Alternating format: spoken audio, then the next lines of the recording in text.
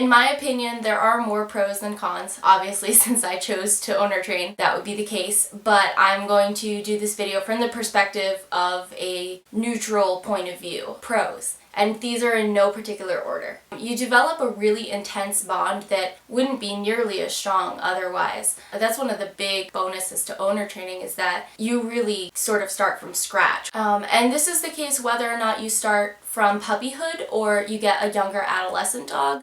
You still are able to develop a much stronger connection than you would otherwise, because you are going through everything with the dog rather than another person doing it for you and then giving you the dog. Although owner training is not cheap by any means, owning and caring for a dog is always going to cost money, especially if you treat them well and you give them all the care they need in terms of medical expenses and food and toys and everything, and then add training on top of that. It can be quite costly, but many programs out there require you to raise thousands and thousands of dollars, and not everybody is able to do that. You can choose how much money you want to put into training. You can enroll the dog in classes, in obedience classes. You can seek the help of a professional trainer privately to help you with task training, or you can opt to do it all on your own through either your own knowledge or, self-help books and YouTube videos and things like that. So it's not going to be cheap, and you are still going to spend quite a bit of money, but you get a lot more freedom in terms of where you choose for that money to go. You get a choice of breed, in a sense. I mean, you can't afford to be too picky depending on what type of work you need the dog to do. Obviously, you're not going to get a Chihuahua for a mobility dog. Much of it will depend on the particular tasks that you need the dog to perform and whether or not the dog has the right temperament or personality and intelligence and all those other factors that are very important when choosing a prospect. But you do get a lot more choice when looking.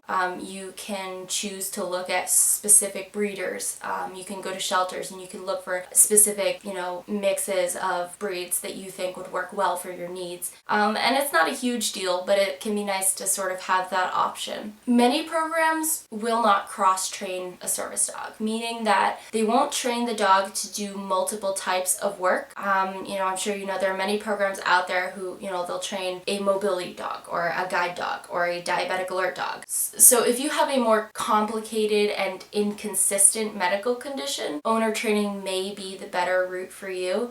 For example, those who have MS, EDS, traumatic brain injury, conditions such as those that can fluctuate very easily. Symptoms come and go, they change, nothing is ever sort of stays the same. Owner training can be a very, very good option for you. If you are a non-veteran with PTSD, owner training is a wonderful option to have. Most PTSD service dog organizations out there will only place a dog with veterans. If you are not a veteran and suffer from disabling PTSD, then you will have an extremely difficult, if not impossible, time finding a program-trained PTSD service dog. Owner training is a great way to get around this problem if you are dedicated enough to put in the time, effort, and money to go about doing this. There is a possibility that the dog may wash out, meaning that the dog will not make it as a service animal. Some dogs, no matter how well trained, no matter how much time and effort and energy you put into training, just won't make it. Some dogs may become aggressive, some dogs may become ill. Things can always happen, and that's the scary part about owner training. It's heartbreaking and extremely discouraging when something like this occurs. It can set you back months, over a year. It can set you back so far, both medically, financially, emotionally. It's definitely a risk you need to be willing to take. You need to prepare yourself for it before you even bring your first prospect home. If you don't think you can handle that, then owner training really is probably not the best choice. And with the dog washing out on top of losing that prospect and,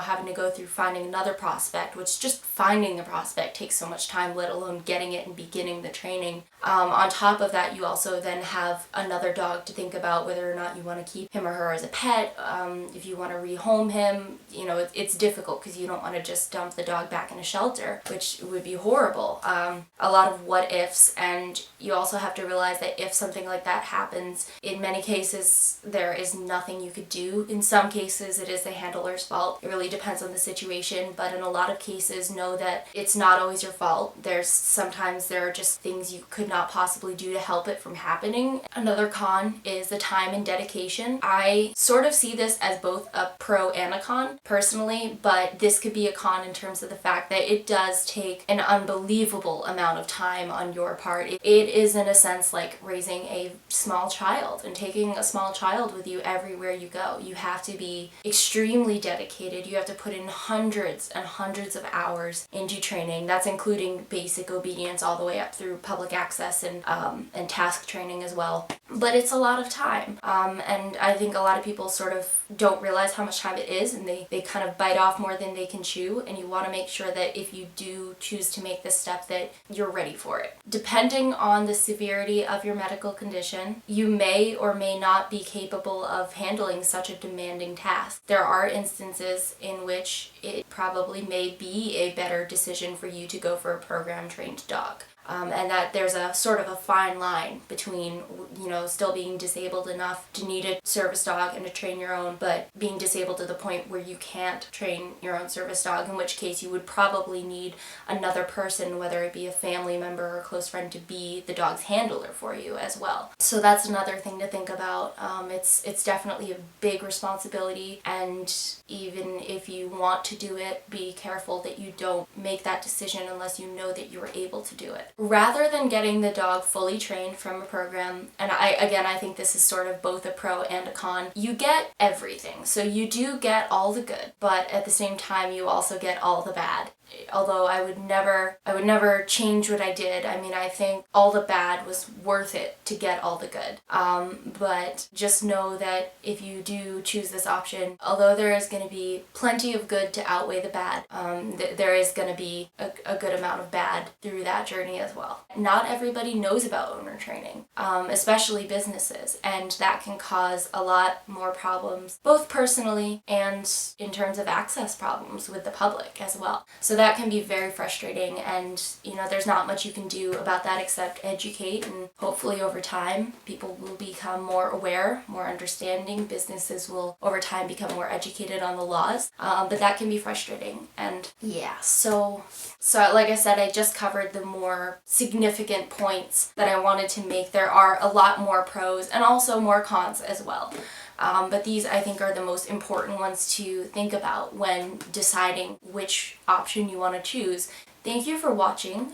Whichever choice you choose to make, I hope it works out. I hope everything works out wonderfully for you. Neither choice is an easy one to make. A lot of it is really just going to depend on you as a person and, upon your medical condition, upon your family. A lot of factors play into which option is best.